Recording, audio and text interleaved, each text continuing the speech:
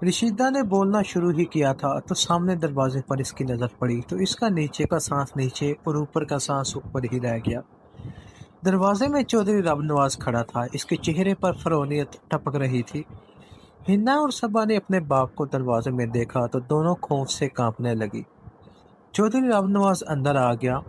जैसे जैसे चौधरी रब नवाज के कदम रशीदा की तरफ बढ़ रहे थे, रशीदा को यूं महसूस हो रहा था जैसे मौत का फरिश्ता इसकी तरफ बढ़ रहा हो। रशीदा सहमी हुई खड़ी थी। नसरीन की हालत भी गैर हो रही थी। खौफ के मारे सबा और हिन्ना भी खामोश खड़ी थी। तुम दोनों दफा हो जाओ यहाँ से, तुमको तो मैं हवेली में आकर पूछूंगा। पहले मैं रशीदा बीबी से दो तीन बातें कर लूं। चौधरी रब नवाज ने हिन्ना और सबा को घूर कर देखा और रशीदा के सर पर जाकर खड़ा हो गया। हिन्ना कुछ बोलना चाहती थी मगर सबा ने हिन्ना का बाजू पकड़ा और इसको वहां से ले गई। तुम्हारा शोहर थाने के एसएचओ नहीं, एक मामूली सिपाही है, इसलिए तुम अपनी औकात में रहा करो। चौधरी साहिब, मैंने तो कोई बात नहीं की, वो तो हिना ही मजबूर कर रही थी। रशीदा थर थर कांप रही थी। आइंदा अगर तुमने मेरे खानदान के मुतल्लक बात की तो मैं तुम्हारी जुबान काट कर हथेली पर रख दूंगा। चौधरी साहब, गलती हो गई, आइंदा ऐसी गलती नहीं होगी। रशीदा कांपते हुए बोली, ये तुम्हारी पहली और आखिरी गलती हो। मैं सिर्फ पहली गलती माफ करता हूँ। चौधरी साहब, आप बेफिक्र रहें, आइंदा ऐसी गलती नहीं होगी। रसीदा की सांस कुछ बहाल हुई। हिंदा और सबा को आइंदा मैंने तुम्हारे घर में देखा तो तुम्हारा घर घर नहीं खंडर बन जाएगा। मैं हिन्ना और सबा को देखते ही दरवाजा बंद कर लिया करूंगी। चौधरी रब नवाज वापस चला गया तो रसीदा को ऐसा लगा जैसे मौत का फरिश्ता इसकी जान बख्श करके वापस चला गया हो। इसका दिल जो जोर जोर से धड़क रहा था अब मामूल पर आ गया था। नसरीन, मुझे एक गिलास पानी तो देना, रशीदा ने चारपाई पर बैठते हुए कहा। नसरीन ने रशीदा को पानी लाकर पिलाया तो रशीदा की खुश्क ज़ुबान तर हुई और वो चारपाई पर लेट गई। हिन्ना और सबा हवेली पहुंची तो सीधी सकीना के कमरे में चली गई। क्या बात है, तुम कुछ घबराई हुई लगती हो, सकीना ने दोनों को परेशान देखकर पूछा। हम खाला रशीदा के घर नसरीन को मिलने गई थी। अब्बा जान को पता नहीं कैसे पता चल गया, वो भी हमारे पीछे खाला रसीदा के घर आ गए। नरगिस ने बताया होगा। और तुम्हारे बाप को क्या गैब का इल्म है? सकीना का ध्यान फौरन नरगिस की तरफ गया। सकीना, इन दोनों को तुम अपनी जुबान में समझाओ, आइंदा अगर इन्होंने किसी कमी कमीन के घर कदम रखा तो मुझसे बुरा कोई नहीं होगा। चौधरी रब नवाज हिन्ना और सबा के पीछे पीछे सकीना के कमरे में आ गया। भाई साहब, रशीदा की बेटी नसरीन हिन्ना और सबा की सहेली है। ये अपनी सहेली को मिलने इसके घर चली गई तो कौन सी क़यामत आ गई। मुझे ज़्यादा दलाइल ना दो, आइंदा ये दोनों हवेली से बाहर कदम ना रखेगी। अब्बा जी, हम इंसान हैं, कोई सर्कस के जानवर नहीं जो आप हमें पिंजरे में कैद करके रखना चाहते हैं।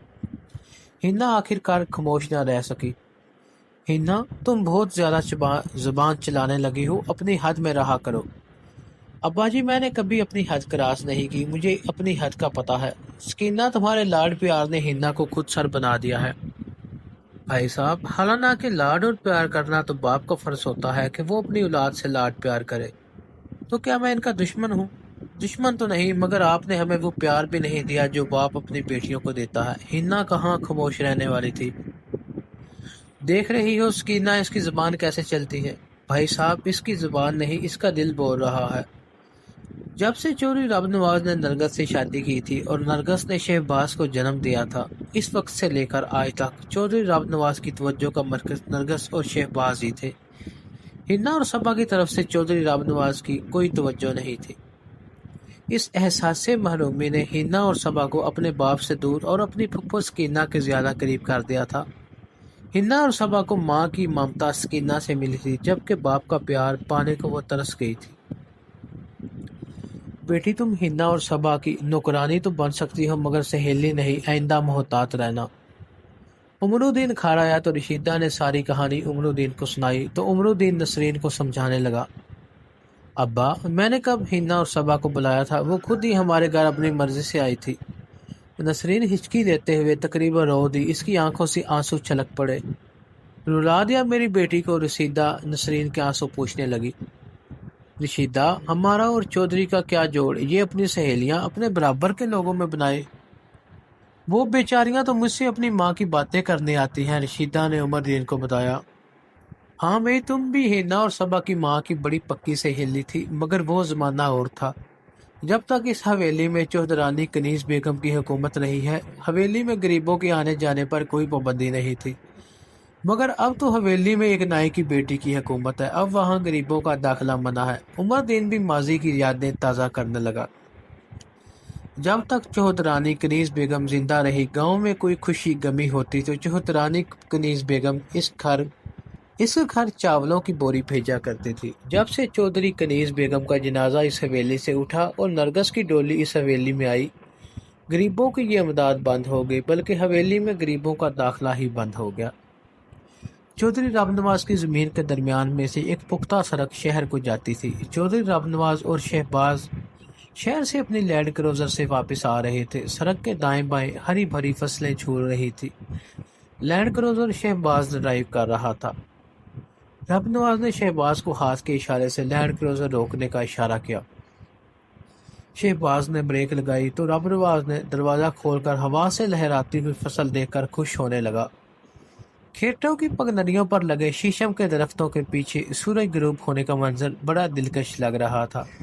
شہباز اور رب نواز سڑک کے درمیان کھڑے اس منظر سے لطف اندوز ہو رہے تھے کہ اچانک ان کے کانوں سے ٹریکٹر کے ہارن کی آواز ٹکرائی، تو انہوں نے پیچھے مڑ کر دیکھا تو اسفن ٹریکٹر کا اسٹیئرنگ تھامے ٹریکٹر پر بیٹھا تھا، جبکہ ٹریکٹر پر دل پر بیٹھا ہوا تھا۔ چودھری صاحب راستہ دے دیں، اسفن نے کہا۔ اگر میں راستہ نہ دوں تو پھر؟ شہباز اکڑتا ہوا بولا۔ تو پھر میں ٹریکٹر آپ کے کھیت سے گزار کر لے جاؤں گا، اسفن بولا۔ تمہاری یہ جرت؟ شہباز کا پاڑا چڑھ گیا۔ اوے دلبر، تم کو تو میں نے شہر بھیجا تھا کھاد لانے کے لیے، تم کس حساب سے اس کے ٹریکٹر پر بیٹھے ہو؟ چودھری رب نواز نے دلبر کو ٹریکٹر کے مغرار پر بیٹھے دیکھا تو پوچھا۔ چودھری صاحب، اب یہ آپ کی نوکری نہیں کرے گا، اب یہ میرا ٹریکٹر چلائے گا، اسفن بولا۔ یہ میرا نوکر نہیں، میرا غلام ہے، چودھری رب نواز نے بڑے تکبر سے کہا۔ یہ لیجیے اس کی آزادی کی قیمت۔ اسفن نے 25,000 کے نوٹوں کی گڈی شہباز کی طرف اچھال دی تو شہباز نے وہ گڈی کیچ کر کے رکھ لی۔ پھر اسفن ٹریکٹر سرسوں کے کھیت میں سے نکال کر لے گیا۔ سرسوں کے پیلے پیلے کئی پھول ٹریکٹر کے تائلوں تلے آ کر روندے گئے۔ ابا جی، اسفن میں بڑی اکڑ آ گئی ہے۔ شہباز اسفن کی دیدہ دلیری پر حیران ہو رہا تھا۔ پتر، زمین کا نشہ ہی بڑا ہوتا ہے، کسی کی 2 کلے زمین ہو تو اس کی بھی چترا کرنے کا دل کرتا ہے، اس کی تو پھر 1 مربع ہے۔ ابا جی، یہ ٹریکٹر لے آیا ہے، اب یہ ہماری برابری کرے گا۔ پتر شہباز، جتنا فرق زمین آسمان کا ہے اتنا ہی فرق اسفن کی زمین اور ہماری زمین کا ہے، کبھی زمین آسمان بھی ایک ہوئے ہیں۔ ابا جی، آپ کی یہ بات تو ٹھیک ہے، مگر اسفن میں اکڑ بہت ہے۔ پتر، اسفن جوان خون ہے اس لیے گرم ہے، امداد علی مجھ کو جانتا ہے میں کیا بلا ہوں۔ پھر دونوں اپنی لینڈ کروزر میں بیٹھی اور 10 منٹ بعد ہی لینڈ کروزر حویلی کے گیٹ کے سامنے جا رکی۔ شہباز نے ہارن دیا تو ایک ملازم نے حویلی کا گیٹ کھول دیا۔ امداد علی نے اپنی زمین میں ایک چھوٹا سا ڈیرا بنایا ہوا تھا، وہاں اس نے 2-3 بھینسیں پال رکھی تھی۔ اس ڈیرے میں ایک طرف چارہ کاٹنے والا ٹوکا تھا، ایک کونے میں ٹیوب ویل لگا ہوا تھا۔ یہ ڈیرا گاؤں سے کافی ہٹ کر تھا۔ اسفن اور دلبر ٹریکٹر لے کر ڈیرے پر پہنچ گئے تھے۔ ڈیرے کے گیٹ پر پہنچ کر اسفن نے ہارن بجایا تو امداد علی نے ڈیرے کا گیٹ کھول دیا۔ اسفن نے ٹریکٹر ڈیرے کے اندر بنے برآمدے میں کھڑا کر دیا اور پھر راستے میں چودھری رب نواز اور شہباز کے ساتھ ہونے والی جھڑپ کی ساری کہانی سنا دی۔ اسفن پتر، یہ تم نے اچھا نہیں کیا، چودھری رب نواز بہت بری بلا ہے۔ ابا جی، وہ مجھے راستہ ہی نہیں دے رہا تھا تو پھر میں کیا کرتا؟ پتر، تھوڑا صبر کر لیتا، خواہ مخواہ بات بڑھانے کی کیا ضرورت تھی؟ تایا، آپ ایسے ہی پریشان ہو رہے ہیں، کچھ نہیں ہوتا۔ دل پر بھی اب خاموش نہ رہ سکا۔ چودھری رام نواز کا تو تم کو نہیں پتا، وہ سانپ ہے، سانپ، اس کا کاٹا پانی نہیں مانگتا۔ تایا جی، وہ سانپ ہے تو ہمیں بھی بین بجانی آتی ہے۔ دل بھر نے بات مذاق میں ڈالنے کی کوشش کی۔ ابا جی، آپ نے تو ساری عمر چودھری رب نواز کی غلامی میں گزار دی، مجھ سے یہ غلامی برداشت نہیں ہوتی۔ وہ چودھری ہوگا، اپنے گھر میں ہوگا، ہم کوئی اس سے لے کر کھاتے ہیں، اپنا کما کر کھاتے ہیں۔ چودھری رب نواز نواز کو اسی بات کا دکھ ہے کہ ہم اپنا کما کر کھاتے ہیں، وہ تو چاہتا ہے کہ سارا گاؤں اس کا غلام ہو۔ ایک غلام تو میں نے چوری نواز کی غلامی سے آزاد کروا لیا ہے، اب باقی سارا گاؤں بھی آزاد کروانا ہے۔ اسفن نے دو ٹوک فیصلہ سنا دیا۔ تم نے سارے گاؤں کا ٹھیکہ لے رکھا ہے، اپنے کام سے کام رکھو۔ ابا جی، آپ چودھری رب نواز سے اتنا ڈرتے کیوں ہیں؟ میں چودھری رب نواز سے نہیں، اس کی کمینی حرکتوں سے ڈرتا ہوں۔ تم نے تو اب ہوش سنبھالا ہے۔ تم کو نہیں پتا چودھری رب نواز نے میری 1 مربع زمین کتنی بار ہڑپ کرنے کی کوشش کی ہے۔ ابا جی، اب اگر چودھری رب نواز نے میری زمین کی طرف دیکھا بھی تو میں اس کی آنکھیں نکال لوں گا۔ پتر، تمہارا خون گرم ہے، جوش مارتا ہے، مگر مجھے پتا ہے چودھری رب نواز کتنا کمینہ آدمی ہے۔ تایا جی، آپ بس اپنا حقہ پیا کریں اور کسی بات کی فکر نہ کریں۔ دلبر کونے میں پڑا حقہ امداد علی کے پاس لا کر رکھ دیا۔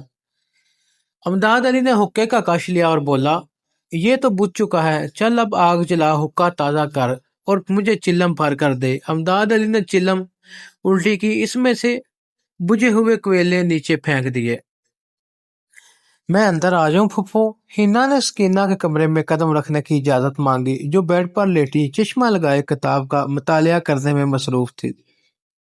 سکینہ کو افسانے ناول پڑھنے کا بڑا شوق تھا، ہر وقت وہ کوئی نہ کوئی ناول پڑھتی رہتی تھی۔ آؤ ہینا آ جاؤ۔ سکینہ نے کتاب رکھ دی، نظر کا چشمہ اتار دیا۔ پھپھو کیا پڑھ رہی تھی؟ بس ٹائم پاس کر رہی تھی، مطالعہ کرنا اچھا مشکلہ ہے۔ ہینا نے کتاب اٹھا کر پڑھنی شروع کر دی۔ ہاں، وقت اچھا کٹ جاتا ہے۔ پھپھو، آپ نے منٹو کو پڑھا ہے؟ توبہ کرو توبہ، ہمارے زمانے میں منٹو کی افسانوں کی کتاب گھر میں لانا ایسے ہی تھا جیسے گھر میں طوائف لے آئے ہو۔ پھپھو، میں نے سنتا ہے منٹو بہت بولڈ رائٹر تھا۔ بہت ہی بولڈ، اس کے کئی افسانوں پر اس پر مقدمے بھی بنے، مگر اس نے اپنا انداز تحریر نہ بدلا۔ پھپھو، آپ کو کون سا رائٹر پسند ہے؟ ہمارے دور میں تو رضیہ بٹ کے ناول ہی لڑکیاں شوق سے پڑھتی تھی۔ عظمت چغتائی کے بارے میں آپ کی کیا رائے ہے؟ منٹو کو چھپا لو، عصمت چغتائی کو نکال لو، دونوں ہی بولڈ رائٹر تھے۔ عصمت چغتائی کے لحاف نے تو بڑے فساد ڈالے تھے۔ لحاف نے کہ وہ کیوں؟ ہینا نے حیران ہو کر پوچھا۔ لحاف عصمت چغتائی کے افسانے کا نام ہے جو بہت بولڈ تھا۔ پھپھو، اشفاق احمد کا گڈریا کیا افسانہ تھا؟ اشفاق احمد بڑے مشکل رائٹر تھے، ان کے ڈرامے افسانے میرے تو سارے ہی سے گزر جاتے تھے۔ پھپھو، اگر آپ برا نہ مانے تو ایک بات پوچھوں؟ اتنی دیر سے تم باتیں ہی پوچھ رہی ہو، میں نے برا مانا ہے؟ اس بار کا تعلق آپ کی ذات سے ہے۔ ہاں پوچھو، کیا پوچھنا چاہتی ہو؟ پھپھو، میں یہ پوچھنا چاہتی ہوں کہ آپ نے شادی کیوں نہیں کی؟ یاد ماضی عذاب ہے یارب، چھین لے مجھ سے حافظہ میرا۔ سکینہ نے ہینا کے جواب میں صاف شعر پڑھ دیا۔ پھپھو بتائیں نا، ہینا ضد کرنے لگی۔ ہینا، ماضی کی رات قریدنے کا کیا فائدہ؟ جاؤ اپنے کمرے میں جا کر سو جاؤ۔ سکینہ، جو ہینا کے ہر سوال کا جواب بڑی خوشی خوشی دے رہی تھی، اس کے اس سوال پر اسے کمرے میں جانے کے لیے کہہ رہی تھی۔ سکینہ کے اس رویے نے ہینا کے تجسس میں اور اضافہ کر دیا تھا۔ آج اسفند اپنے کھیتوں میں کاشتکاری کا آغاز کرنے والا تھا۔ ٹریکٹر ایک خالی کھیت پر کھڑا تھا، جس پر اسفند نے ٹریکٹر چلا کر اپنی کاشتکاری کا آغاز کرنا تھا۔ امداد علی نے گاؤں کے امام مسجد کو بھی بلایا ہوا تھا۔ گاؤں کے چند اور معزز بندے بھی کھڑے تھے۔ مولوی صاحب نے دعا کروائی، پھر مٹھائی تقسیم کی اور اسفند ٹریکٹر پر بیٹھنے لگا تو اچانک مہنگا موبائل وہاں آ گیا۔ اس نے اسفند کو ٹریکٹر پر بیٹھنے سے روک دیا۔ رک جاؤ اوے جوانا، ٹریکٹر پر بیٹھنے سے پہلے ٹیکس تو ادا کرو۔ مہنگے نے آگے پڑھ کر ٹریکٹر اسٹیئرنگ پکڑ لیا۔ کیسا ٹیکس؟ اسفند حیران تھا۔ میراثی ٹیکس۔ مہنگے کی یہ بات سن کر وہاں کھڑے سب لوگوں کے کہکے نکل گئے۔ پتر، اس کو 100 روپیہ دے دو، نہیں تو یہ تمہاری جان نہیں چھوڑے گا، امداد علی نے کہا۔ 100 روپیہ کا تو 1 لیٹر ڈیزل نہیں آتا۔ مہنگا برسٹور ٹریکٹر کا اسٹیئرنگ تھامے ہوئے تھا۔ تم ڈیزل سے چلتے ہو؟ دل بھر نے مہنگے پر جگت لگائی۔ میں تو پیدل ہی چلتا ہوں لال۔ لال نہیں، میں تو ہرا نوٹ لوں گا۔ اللہ تمہارے کھیتوں کو ہرا بھرا رکھے، بھاگ لگے رہے، مولا خوش رکھے، کاروبار ودے۔ مہنگے نے اپنے مخصوص ٹیون آن کر دی۔ پتر، اس کو 500 دے دو، جان چھڑاؤ اس سے، امداد علی نے کہا۔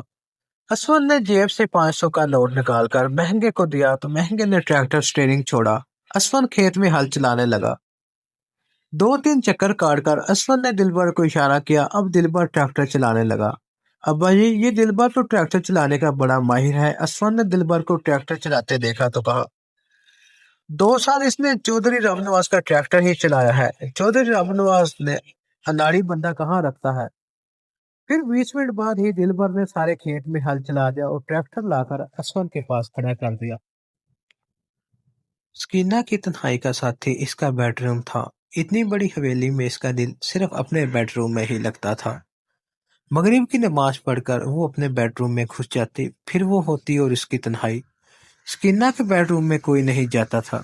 کبھی کبھی ہنا اور صبا سکینہ کے پاس جا کر بیٹھ جاتی تھی اور اس کو تنہائی کے عذاب سے چھٹکارا دلانے کی ناکام کوشش کرتی تھی، مگر سکینہ کو اپنی تنہائی ہی عزیز تھی۔ آج جب وہ مغرب کی نماز پڑھ کر فارغ ہوئی تو ہلکی ہلکی بوندا باندی شروع ہو گئی۔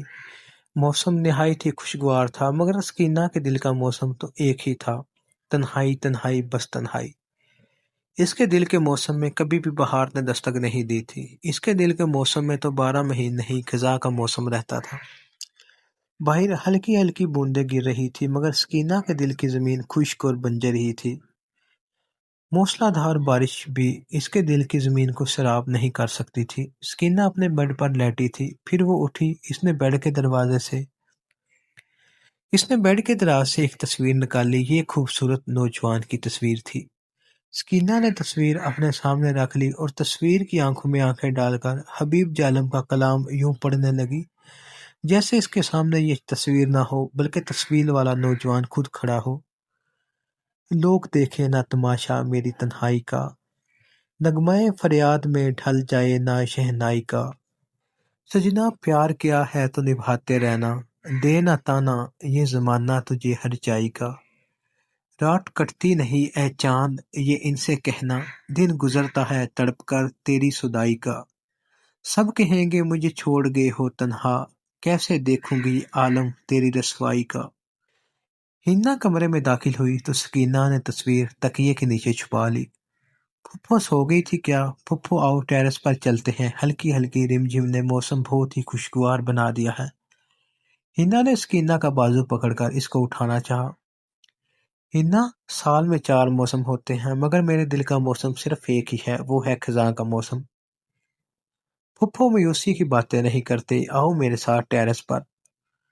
تم ٹیرس پر صبا کو لے جاؤ، مجھے تنگ نہ کرو۔ پھپھو میں بھی آپ کو لینے آئی ہوں، باہر موسم بڑا پیارا ہو گیا ہے۔ صبا نے بھی اندر آتے ہی سکینہ کو ساتھ لے جانے کی ضد کی۔ ہنا اور صبا نے مل کر بڑا زور لگایا، مگر سکینہ اپنے بیڈ روم سے نکلنے کو تیار نہ تھی۔ دونوں ناکام ہو کر ٹیرس پر آ گئی اور ہاتھ باہر نکال نکال کر ننھی ننھی بوندیاں اپنی ہتھیلیوں پر سجانے لگی۔ پھتو موچی خصے بہت شاندار بناتا تھا، آس پاس کے سارے دیہات میں اس کے خصوں کی دھوم تھی۔ پھتو نے ایک اسپیشل قسم کا خصہ تیار کیا اور حویلی میں آ گیا۔ یہ خصہ اس نے چودھری رام نواز کے لیے بنایا تھا۔ پھتو جب حویلی میں داخل ہوا تو سامنے نرگس اور شہباز بیٹھے تھے۔ پھتو کیسے آنا ہوا؟ نرگس نے پھتو کو دیکھتے ہی پوچھا۔ یہ خصہ میں نے اسپیشل چودھری صاحب کے لیے بنایا ہے۔ کہاں ہے چودھری صاحب؟ یہ تم کو چودھری نظر نہیں آتا؟ نرگس نے شہباز کی طرف اشارہ کیا۔ میں وڈے چودھری صاحب کے لیے خصہ لایا ہوں، تم خصہ رکھ جاؤ، میں وڈے چودھری صاحب کو خصہ دے دوں گا، شہباز نے کہا اور خصہ پھتو سے لے لیا۔ خصے پر تلے کی تاروں کی کڑھائی کی ہوئی تھی، جس کی وجہ سے خصہ نہایت ہی خوبصورت لگ رہا تھا۔ یہ لو، پھر شہباز نے 500 کا نوٹ پھتو کو دیا۔ یہ کیا ہے چھوٹے چودھری صاحب؟ پھتو نے پوچھا۔ یہ کیا ہے چھوٹے چودھری صاحب؟ پھتو نے پوچھا۔ یہ تمہارے خصے کی قیمت ہے، شہباز نے کہا۔ مجھے تو 1 بوری کنک چاہیے، میں تو ہر سال چودھری صاحب کی خدمت میں خصہ پیش کرتا ہوں اور کنک کی بوری لے جاتا ہوں۔ 1 بوری میں 100 کلو کنک ہوتی ہے، یعنی پورے 2.5 من، اور کنک 1300 روپے فی من ہے۔ 2.5 من کنک کی قیمت 3250 روپے بنتی ہے، نرگس بولی۔ اللہ بخشی، وڈے چودھرانی کنیز بیگم نے تو کبھی اس کا حساب نہیں کیا تھا۔ پھتو حیران تھا۔ اس کو حساب کرنا آتا نہیں ہوگا، نرگس بڑے فخر سے بولی۔ جیسے اس نے حساب لگا کر بڑا مارکا مارا ہو۔ فتح اور نرگس میں بحث جاری تھی کہ ہنا اور سکینہ وہاں آ گئی۔ میری ماں کو حساب کرنا آتا تھا مگر اس نے کبھی غریبوں سے حساب نہیں لیا تھا، ہنا آتے ہی بولی۔ ہنا تم نے پھر میری ماں کی بےعزتی شروع کر دی، شہباز چینکا۔ شہباز آرام سے چودھریوں کے گھر پیدا ہوئے ہو تو چودھریوں جیسے طور طریقے سیکھو، سکینہ نے شہباز کو چپ کروا دیا۔ اب میرے پتر کو چودھریوں جیسے طور طریقے تم سکھاؤ گی؟ نرگس سکینہ پر برسنے لگی۔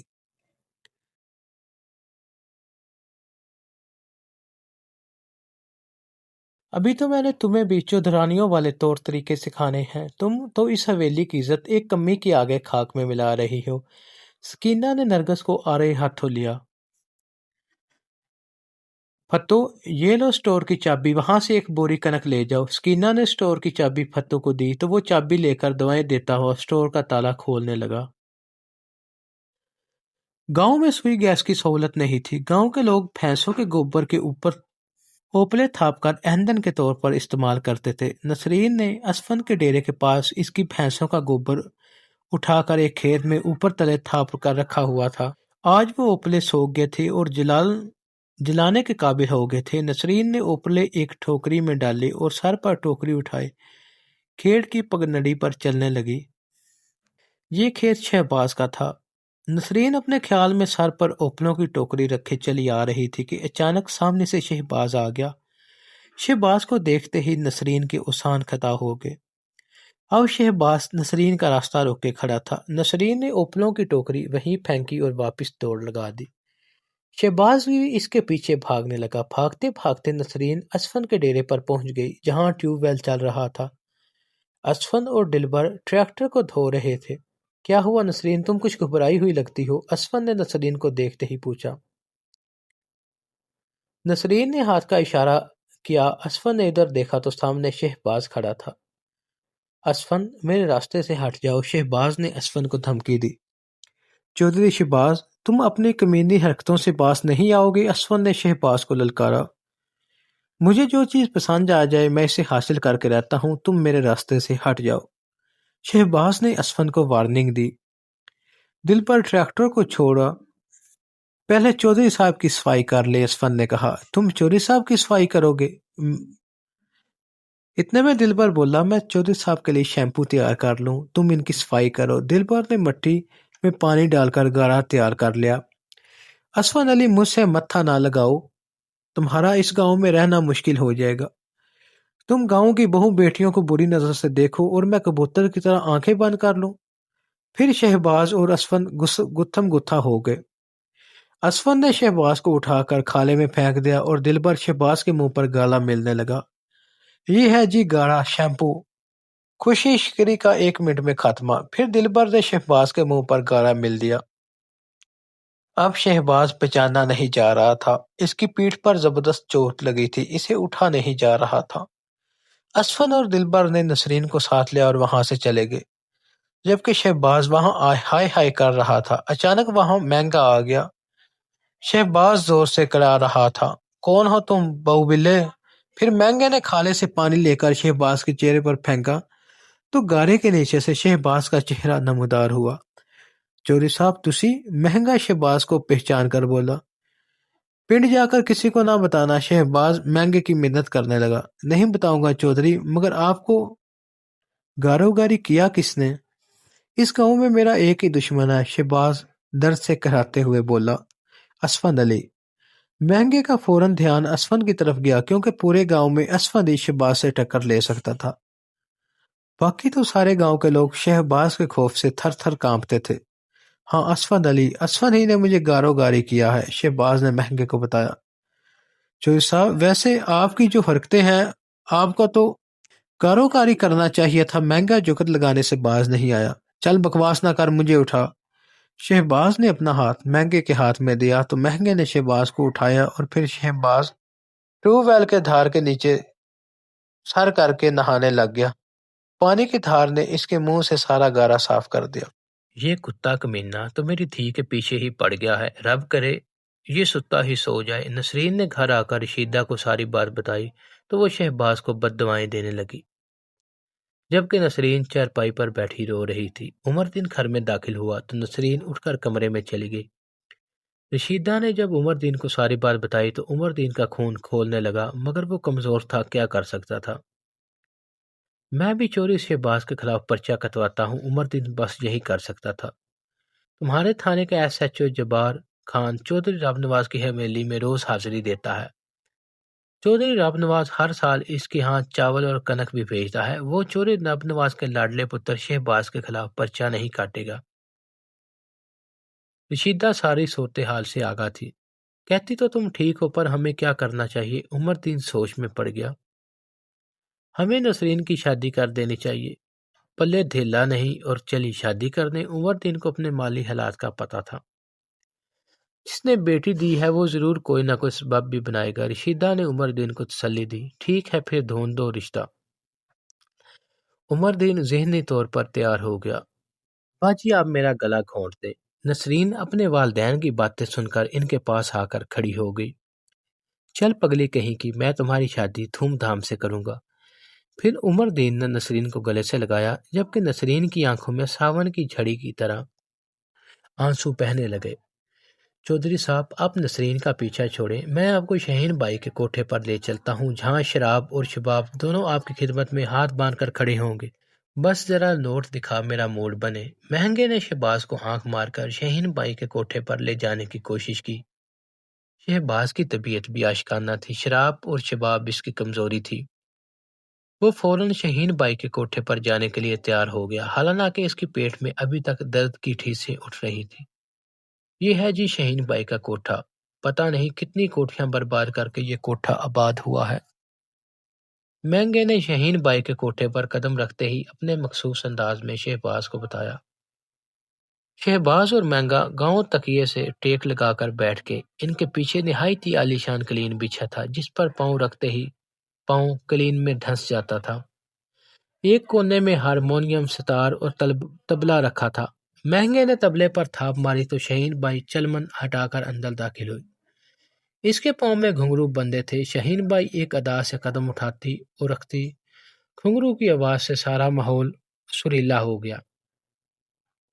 شہین بائی اب شہباز کے سامنے کھڑی تھی، مگر اس کے منہ پر نقاب تھا۔ مہنگے، یہ کیا انداز ہے؟ مجھ سے اب صبر نہیں ہو رہا۔ شہباز شہین بائی کا چہرہ دیکھنے کو بے تاب تھا، کیونکہ شہین بائی کے جسم کے خدوخال دیکھ کر وہ دیوانہ ہو گیا تھا۔ چودھری صاحب، پہلے منہ دکھائی تو دیجیے، مہنگے نے شہباز کی بے-تابی بھانپتے ہوئے کہا۔ شہباز نے 1000 کا نوٹ نکال کر دیا تو شہین بائی نے دایاں پاؤں زمین پر 5 بار مارا۔ مہنگے، اب یہ کیا ہے؟ شہباز کی سمجھ میں کچھ نہ آیا۔ تو سب منہ دکھائی میں 1000 کا نوٹ نہیں، 5000 کا نوٹ چلے گا۔ شہباز نے 5000 کا نوٹ دیا تو شہین بائی نے نقاب ہٹا دیا۔ شہباز شہین بائی کا چاند سا چہرہ دیکھتا ہی رہ گیا۔ اسے اپنے ارد گرد کا ہوش نہ رہا۔ اس کی نظریں شہین بائی کے چہرے سے ہٹتی نہیں تھی۔ چوڑی پیشانی، موٹی موٹی آنکھیں، دودھ کی طرح سفید رنگ، گالوں پر ڈمپل اور دائیں گال پر تل کے نشان نے شہین بائی کے حسن کو مزید دوبالا کر دیا تھا۔ مہنگے ویسے تو ہے چھٹرول کے قابل۔ شہباز جب جی بھر کے شہین بائی کو دیکھ چکا تو مہنگے پر برس پڑا۔ وہ کیوں چودھری جی؟ مہنگا حیران تھا کہ اس سے کیا غلطی ہو گئی۔ وہ اتنی دیر تک تم نے حسن کا یہ شاہکار ہم سے چھپائے رکھا۔ شہباز کی یہ بات سن کر مہنگے کی جان میں جان آئی۔ پہلے تو وہ یہ سمجھا تھا کہ پتہ نہیں اس سے کیا بھول ہو گئی جو چودھری شہباز میری چھترول کرنا چاہتا ہے۔ یہ نورپور گاؤں کے سب سے بڑے جاگیردار ہیں، ان کی 100 مربع زمین ہے، کروڑوں کی جائیداد کے یہ اکیلے مالک ہیں۔ مہنگے نے شہین بائی سے شہباز کا تعارف کروایا۔ پھر تو آج سے ہم بھی ان کی جائیداد ہیں۔ شہین بائی نے شہباز کو جال میں پھنسانے کی کوشش کی۔ چودھری جی مبارک ہو، آپ کے تو 100 مربع پورے ہو گئے۔ مہنگے نے چوٹ کی، مہنگا مراسی تھا، پھپتی کشتی خوب جانتا تھا۔ چودھری جی کیا سنیں گے؟ شہین بائی ایک ادا سے بولی کہ شہباز تڑپ کر رہ گیا۔ جو آپ کی مرضی سنا دے۔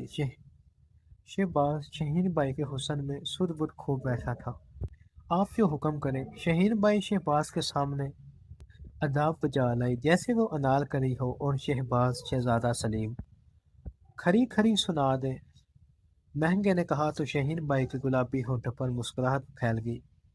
फिर सारी रात शहीन बाई नाचती रही। शहबाज इस पर नोक निछावर करता रहा।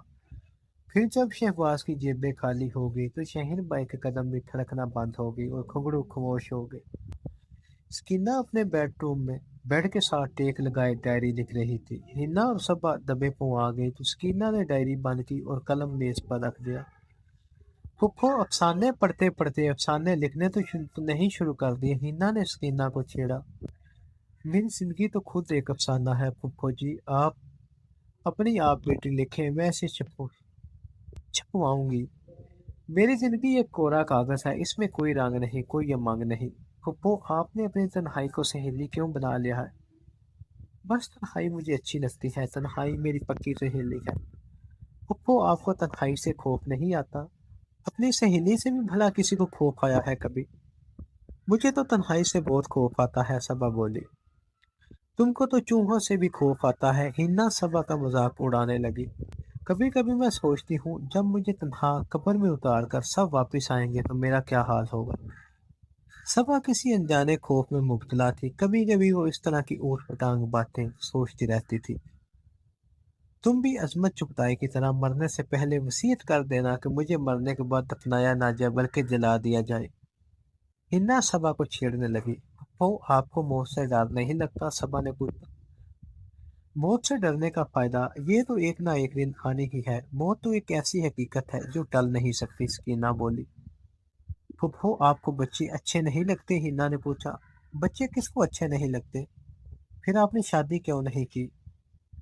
हिन्ना, मैंने तुमसे पहले भी कई बार कहा है कि मुझे से इस मौजू पर बात ना किया करो। हिन्ना और सबा चुप हो गई। दोनों की समझ में नहीं आता था कि इनकी फुफ्फो इस मौजू पर बात क्यों नहीं करती। हालांकि दुनिया के हर मौजू पर सकीना और सबा से तबादला ख्याल करती थी, मगर अपनी शादी के मौजू पर बात करने पर इसका पारा चढ़ जाता था, जिसकी वजह से हिन्ना और सबा हर वक्त इसी खोज में लगी रहती थी कि किस तरह पता चल सके कि इनकी फुफ्फो सकीना ने शादी क्यों नहीं की। दिलबर ने रहमते को शहबाज को गारा मिलने का किस्सा मजे ले लेकर सुनाया। पुत्र, तुम क्यों किसी की लड़ाई लड़ते हो? रहमते असफन को समझाने लगी। माँ, मुझसे ज्यादती बर्दाश्त नहीं होती, चाहे वो किसी के साथ हो। पुत्र, फिर भी एहतियात किया करो। चौधरी रबनवाज असल रसूख वाला आदमी है, हमारा इससे क्या मुकाबला।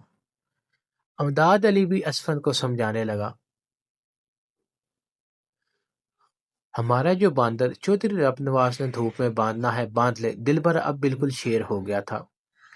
तू चुप कर बांदरा, रहमते ने दिलबर को डांटा। पुत्र, अपने काम से काम रखो, जमाना बहुत खराब है। अमदाद अली ने हुक्के का कश लगाया और बोला। अब्बा जी, मेरे सामने वो गांव की मासूम लड़की की इज्जत तार तार कर देता और मैं खड़ा देखता रहता। तुमने बहुत अच्छा काम किया है, मगर तुम मेरी बात भी समझने की कोशिश करो। अब्बा जी, अगर हम चौधरी रामनवाज से इसी तरह डरते रहे तो वो एक दिन हमारा इस गांव में रहना मुश्किल कर देगा। ठीक है पुत्र, जो तुम्हारे दिल में आए तुम करो। अमदाद अली को अंदाजा हो गया था कि असफन चौधरी रामनवाज से दबकर नहीं रहेगा। अब्बा जी, आप बेफिक्र रहें, मैं कभी भी आपको शिकायत का मौका नहीं दूंगा।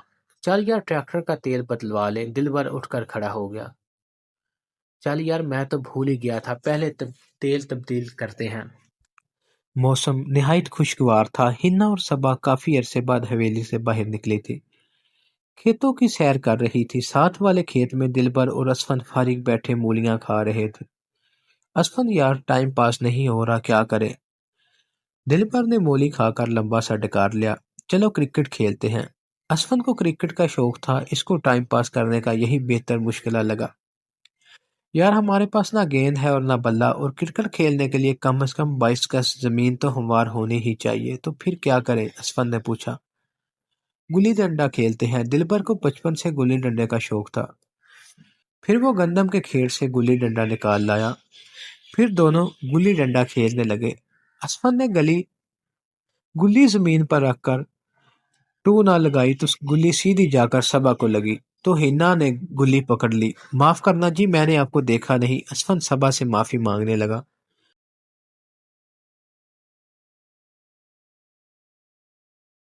तुम बच्चे हो, गुल्ली डंडा खेल रहे हो? हिन्ना जरा गुस्से में थी। बस जरा टाइम पास कर रहे थे, असफन ने हल्की सी मुस्कुराहट चेहरे पर सजाकर कहा। अगर गुल्ली मेरी आंख में लग जाती तो? جس کو گلی لگی ہے وہ تو بول نہیں رہی، آپ بڑی خفا ہو رہی ہیں، یہ نہیں بولتی، کیوں گونگی ہے؟ ہنا چھوڑو بھی، آؤ گھر چلے، آخر صبا نے زبان کھولی۔ یہ تو بولتی ہے، آپ مجھے معاف کر دیں، اسفند نے صبا کو کہا۔ میں نے معاف کیا آپ کو، چلو ہنا چلے۔ صبا ہنا کو بازو سے پکڑ کر کھینچنے لگی، مگر ہنا وہیں جمی ہوئی تھی۔ جس کو گلی لگی اس نے تو معاف کر دیا ہے، آپ میری اب گلی واپس کر دے۔ میں گلی واپس نہیں کروں گی، اگر میں نے گلی واپس کر دی تو تم کسی اور کی آنکھ میں مارو گے۔ چلو جی نہ کریں گلی واپس، اس کو جا کر فریج میں رکھ لیں، میں لطیف ترخان سے اور گلی بنوا لوں گا۔ چلو دلبر جو دور کھڑا ان کی باتیں سن رہا تھا پاس آ کر بولا، میں نے گلی کا اچار ڈالنا ہے، یہ لو اپنی گلی۔ ہنا نے گلی وہاں پھینکی اور پھر صبا اور ہنا وہاں سے چلی گئی۔ چودھری صاحب اس حویلی میں میری حیثیت کیا ہے؟ نرگس چودھری رب نواز سے مخاطب ہوئی جو باہر جانے لگا تھا۔ تم اس حویلی کی مالکن ہو، سب کچھ تمہارا ہے۔ چودھری رب نواز نرگس کا موڈ خراب دیکھ کر بولا، صرف نام کی مالکن ہوں، میرے اختیار میں کچھ نہیں ہے۔ آخر بات کیا ہے؟ کہنا کیا چاہتی ہوں؟ میری حویلی میں روز بیزتی ہوتی ہے، ہوا کیا ہے کچھ پتہ تو چلے۔ کل پھتو موچی آپ کے لیے خصہ لے کر آیا اور کنک کی بوری مانگنے لگا۔ شہباز نے اس کو خصے کی قیمت دینی چاہی، مگر وہ باضد تھا کہ میں نے کنک کی بوری ہی لینی ہے۔ میں نے منع کر دیا، مگر سکینہ نے اس سے سٹور کی چابیاں دی اور وہ کنک کی بوری لے گیا۔ ابا جی، پھتو موچی کو کنک کی بوری دے کر پھپھو سکینہ نے میری ماں کی بےعزتی کی ہے۔ پتر، پھتو تو ہر سال مجھ کو خصہ دیتا ہے اور کنک کی بوری لیتا ہے۔ ابا جی، کنک کی بوری کی قیمت 3250 بنتی ہے، جبکہ خصے کی قیمت صرف 500 ہے۔ پتر اتنی باریکی سے حساب نہیں کیا کرتے، کمی کمینوں کو دانا پھکا دیتے رہتے ہیں، اس سے ہماری چدراہٹ قائم رہتی ہے۔ چودھری رب نواز نے شہباز کو سمجھایا، بس میں کچھ نہیں جانتی، اب حویلی کی چابیاں آپ میرے حوالے کر دے۔ نرگس چابیاں لینے کو بے تاب ہو رہی تھی۔ تم بیوقوف ہو، شکینہ میری زمین میں تیسرے حصے کی مالک ہے، اس کو خوش کرنے کے لیے میں نے اس کی حویلی کی چابیاں دی ہوئی ہیں۔ چودھری رب نواز کے ہر کام میں کوئی نہ کوئی سیاست پوشیدہ ہوتی تھی، پتہ نہیں کب تک یہ عورت میرے سینے پر مونگ ڈلے گی، کب اس کی قبر نکلے گی۔ نرگس پریشان کیوں ہوتی ہو؟ یہ سب کچھ تمہارا ہے اور تمہارے بیٹے شہباز کا ہی تو ہے۔ سکینہ نے ساری جائیداد اپنے ساتھ قبر میں تو نہیں لے جانی۔ چودھری رب نواز نے نرگس کو سمجھایا، میرا تو جی کرتا ہے کس دن اس کا گلا گھونٹ کر اس کا قصہ ختم کر دو۔ نرگس سکینہ سے بڑی بیزار تھی۔ کیوں اتنا جذباتی ہوتی ہو؟ صبر کا پھل میٹھا ہوتا ہے۔ مجھے تو یہ حویلی میں چلتی پھرتی ناگن لگتی ہے۔ حویلی میں دو سپنیاں بھی تو پل رہی ہیں۔ شہباز کا اشارہ ہنا اور صبا کی طرف تھا۔ رات آدھے سے زیادہ گزر چکی تھی۔ شہباز اپنے بیڈ روم میں لیٹا کروٹیں بڑھ رہا تھا۔ اسے نیند نہیں آ رہی تھی کہ اچانک دروازے پر دستک ہوئی۔ شہباز نے دروازہ کھولا تو سامنے شہین بائی اور مہنگا کھڑے تھے۔ تم اچانک اس وقت؟ شہباز شہین بائی اور مہنگے کو دیکھ کر گھبرا گیا۔ شہباز کا کمرہ حویلی کے کونے میں تھا، اس وقت شہباز کے بیڈ روم کی طرف کوئی بھی نہیں آتا تھا۔ چودھری صاحب، میں ساتھ والے گاؤں میں مجرا کر کے آ رہی تھی، آپ کی حویلی کے پاس پہنچی تو گاڑی خراب ہو گئی۔ مہنگا بھی میرے ساتھ تھا، میں نے سوچا کہ آپ کو سلام ہی کر لوں۔ شہین بائی کی آنکھوں میں گنودگی تھی۔ تم اندر کیسے آ گئے؟ ہم تو رات کو گیٹ کا تالا لگا کر سوتے ہیں۔ گیٹ تو کھلا ہوا تھا جی، کنڈی نہ کھڑکا، سونیا سیدھا اندر آ۔ میں شہین بائی کو اندر لے آیا۔ لگتا ہے چوکیدار گیٹ بند کرنا بھول گیا ہے۔ ہاں یاد آیا، چوکیدار تو آج چھٹی پر ہے۔ تم کو یہاں آتے کسی نے دیکھا تو نہیں؟ کسی نے نہیں دیکھا، مہنگا شہین بائی کو سلمانی ٹوپی پہنا کر لایا ہے۔ چودھری صاحب، شہین بائی آپ کو سلام کرنے آئی ہے، آپ اسے سلامی نہیں دیں گے؟ اس وقت میں اس کی 14 توپوں کی سلامی دوں؟ 14 توپوں کی نہ صحیح، 14 نوٹوں کی سلامی دے دیں۔ اچھا، میں تمہارا مطلب سمجھ گیا، ایک تو آپ سمجھنے میں بڑی دیر لگاتے ہیں۔